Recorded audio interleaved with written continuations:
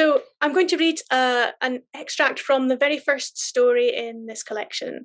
The story is called Now Here. This time, I've remembered to check the map. I know where I am in relation to where I need to be.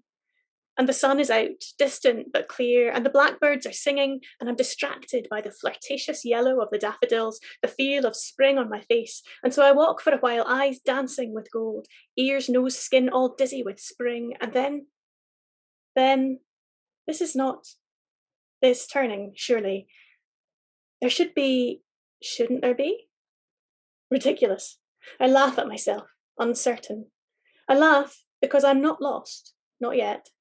It's just that I've come too far, or not far enough. I make my choice. Instead of walking shrinking circles, wearing a path in the pavement, I push on in pursuit of the next corner, chasing the brow of the hill where surely the city will open before me. I push on, and streets repeat themselves. The sun has edged behind a cloud, refusing to help. The daffodils are no use as signposts, all the same blunt yellow. I turn, and the world swings too much and unpredictably. I'm unaligned. My straight lines are zigzagged. Each street, road, alley starts in hope and ends in disappointment. Once again, I'm lost.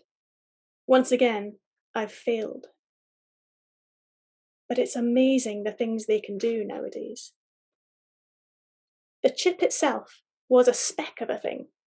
Dr. Ramsay showed me, tilting his cushiony fingertip so it caught the light.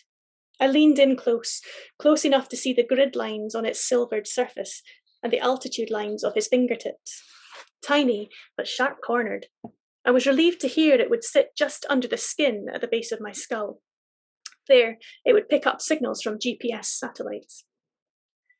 The something they would put into my brain had no such sharp corners. It was soft, microscopic, alive.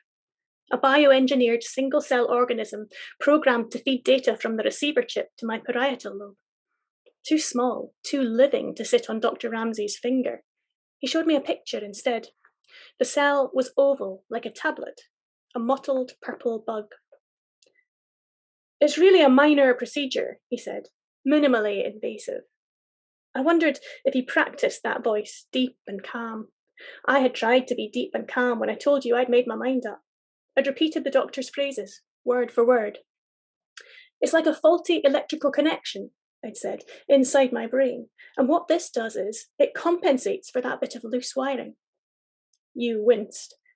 It's just the idea of putting something into your brain.